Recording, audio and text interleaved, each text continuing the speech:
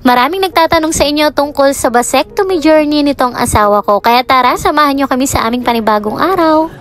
Today is the day at eto na nga yung araw na pinakaihintay ng asawa ko. Matagal-tagal din nga kami nag-abang ng schedule dito at sa wakas nagkaroon na rin nga ng schedule dito sa probinsya namin. Alas 11 na nga ito ng umaga na makarating kami dito sa community hospital at ayan, pagkarating nga namin dito ay dumiretso na rin nga pala kami dito sa may emergency room. Tinuro nga sa amin ni Sir Guard na dumiretso nga raw kami dito sa dulo para magpalista at eto, sabi nga ng mga nurses and midwives ay isa nga daw yung asawa ko na nakaschedule ngayon for vasectomy. Sabi nga ng isang nurse diyan sa amin, good job nga raw itong asawa ko dahil napakadalang daw sa lalaki yung may pag-iisip ng ganito dahil kadalasan yung mga babae nga kasabayan namin dito ay puro ligation. Bago din nga siya isalang ay minonitor din nga muna yung kanyang blood pressure para makita ba na stable yung kalagayan niya at kung ready na rin ba siya sa kanyang operasyon. Pinainom na rin nga namin siya dito na may pinamic acid at maya-maya pa ay pinapasok na rin nga dito sa loob ng bus. Sa mga oras na yan ay binigyan na rin nga daw siya dyan ng anesthesia para hindi niya gaanong maramdaman yung sakit habang nasa mild operation. Dito nga pala mismo sa loob ng bus na ito ginaganap yung operasyon at eto makalipas ang 30 minutes ay tapos na rin nga raw kaagad at lumabas na din sila. Ina-expect ko nga katulad ng mga nagpaligate na babae naka-wheelchair paglabas dahil hindi sila makalakad pero itong asawa ko aba ay nakatayo at nakangisip pa talaga. Pinapasok nga uli sila dito sa loob ng emergency room para magpahinga at baka nga raw makaramdam ng hilo at ayan minonitor din nga uli yung kanyang BP at okay daw naman. Libre nga lamang po pala yung ganitong pabasectomy at eto nakakatuwa pa dahil meron pa nga silang kit na pinamimigay. Binuksan na rin nga namin kaagad para makita yung laman at meron nga palang nakalagay na cup noodles, merong mga gamot na amoxicillin at saka may pinamic acid. Hindi na nga namin kailangan pang bumili ng gamot dahil napakarami nilang binigay tapos ayan may kasama pang ang betadine para sa paglilinis. At di ngay abot-abot hanggang tenga ang ngisi ng asawa ko nung malaman niyang libre na nga ang vasectomy, libre pa ang pakain at talaga namang di pa Jollibee pa, ay bongga ka ako. Habang nagalakad nga ni kami diyan papunta dun sa aming sasakyan ay kinamusta ko siya at tinanong ko kung meron ba siyang nararamdamang masakit.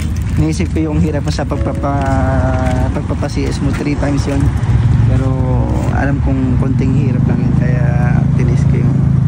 Although sa una lang siya masakit. Pero nung nagtandab-bandang ulit, hindi na kasi yung epekto na yung anesthesia. At ayun nga mga Mare ang isa sa dahilan kung bakit mas pinili niya na siya yung magsakripisyong magpabasectomy kesa ako yung magpaligate. Konting story time dati-rati kasi meron akong pinanood sa asawa ko na nagpabasectomy yung lalaki kaya ayun simula nun pinag-aralan niya, pinag-pray niya hanggang sa dumating yung panahon na sabi niya this time ako naman. Kahit ako hindi ko rin talaga lubos akalain na darating yung panahon na siya na mismo yung magsasabing siya naman ang magsasakripisyo para sa amin. Marami din nga nagsasabi sa inyo na bakit hindi ko pa sinabay yung pagpapaligate ko dun sa aking third cesarean section. Ang plano ko naman talaga ay banda-banda riyan ako magpapaligate kapag talagang masasabi ko na sa sarili kong malakas na ako, hindi na yung palaging masakitin yung likod ko dahil sobrang dayhatin ko. At ang nasa mindset ko talaga habang hindi pa nga ako nagpapaligate is magpapaturok ako, magpapadipo or kaya magte-take ako ng mga pills na yan para sa contraceptives. Natatawa pa nga ako dun sa asawa ko dahil isang buwan pa nga lamang yung bunso namin itinataboy na nga ni ako nun sa barangay para magpaturok daw. Kaso talaga ako'y natatakot. Sa tunay nga po ay takot na takot din talaga ako mag-take ng mga kung ano-ano na yan. Lalo pa nga po dahil hindi talaga biro yung pinagdaanan ko. Noon nga po ay magwa 1 year old pa lang nun yung panganay kong anak ng si Kiona ay nagkaroon nga po pala ako noon ng anxiety. May pagkakataon din kasi noon na nagtitake ako ng gamot na naging masamang effect sa akin dahil mas nagpalpitate ako. Kaya talagang kabado, nervous ako basta magtitake ako ng gamot kaya talaga ni isang contraceptive pills wala akong ginagamit.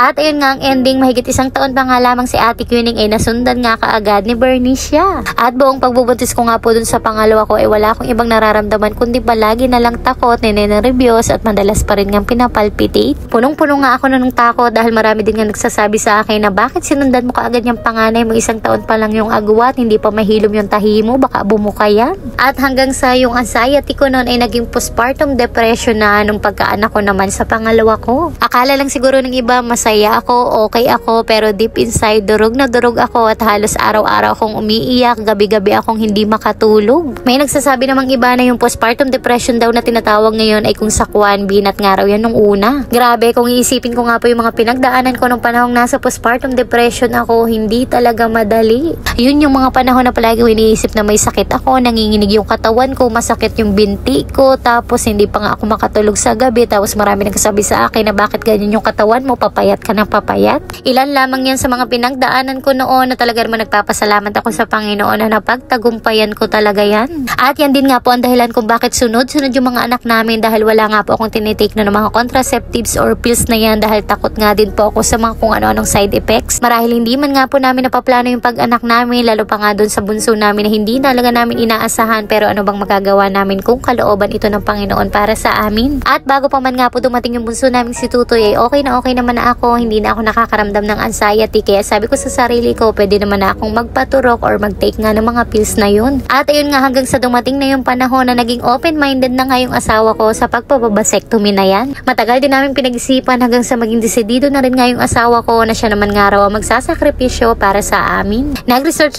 siya, pinag-aralan niya at pinag-pray namin hanggang sa dumating na nga itong panahon na ito, and I'm so blessed naman na meron akong katulad niya na responsableng asawa. I'm so proud dahil sabi nga hindi lahat ng lalaki kayang magsakripisyo para sa kanila.